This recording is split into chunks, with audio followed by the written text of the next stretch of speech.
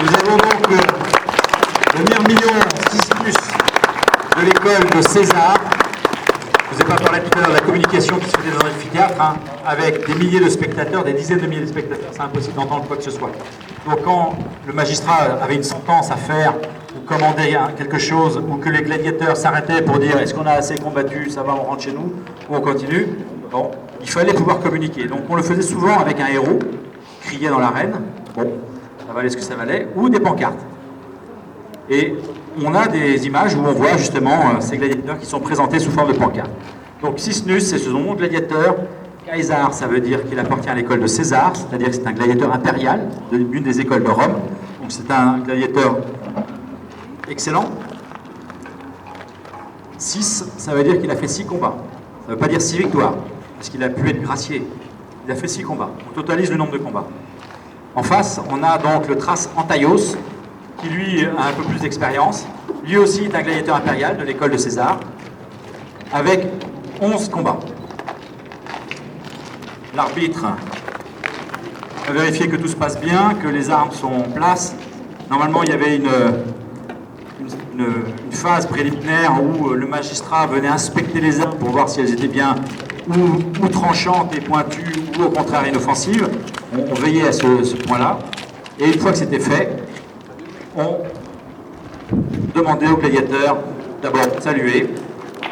Bravo.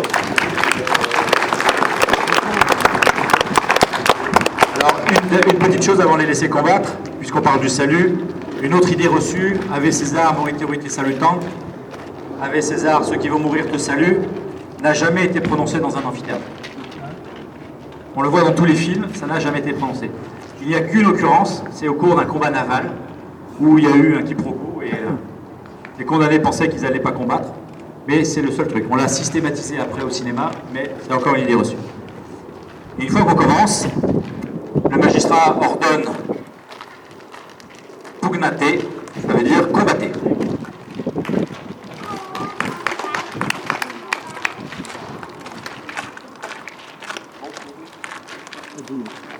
Vous voyez les techniques. Le Mirmillon avec le grand bouclier, lui reste plus droit sur ses pieds.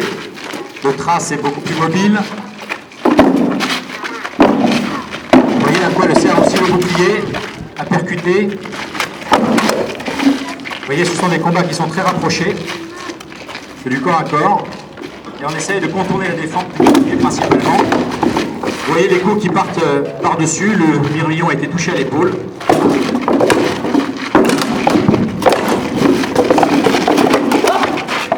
Le Thrace a été là aussi touché dans le dos à son tour. Vous voyez comme les coups arrivent plutôt d'en haut, vous comprenez l'utilité de ces grandes collerettes qui entourent les casques et qui empêchent justement les coups de venir atteindre la nuque.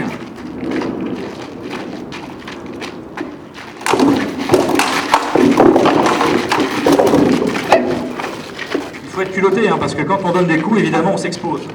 Et à une si courte distance, ça peut être évidemment dramatique. Donc il faut avoir beaucoup de sang-froid pour le faire, beaucoup de courage, et puis évidemment beaucoup de technique.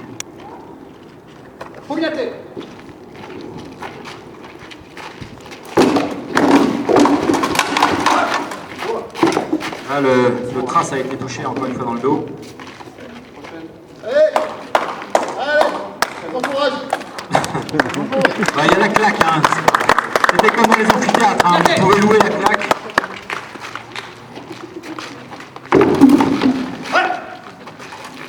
Une touche chacun. Vous voyez, les coups arrivent quasiment systématiquement. Donc a priori, j'allais dire que le duel était équilibré, mais le Mirmillon s'avoue vaincu. Donc il a estimé que son adversaire était plus fort que lui. Bon, il a été touché, certes, mais son adversaire aussi. Donc il demande sa mission. Que va dire le magistrat? On ne le sait pas, il n'est pas là. Mais par contre, vous êtes là. Alors... Mité,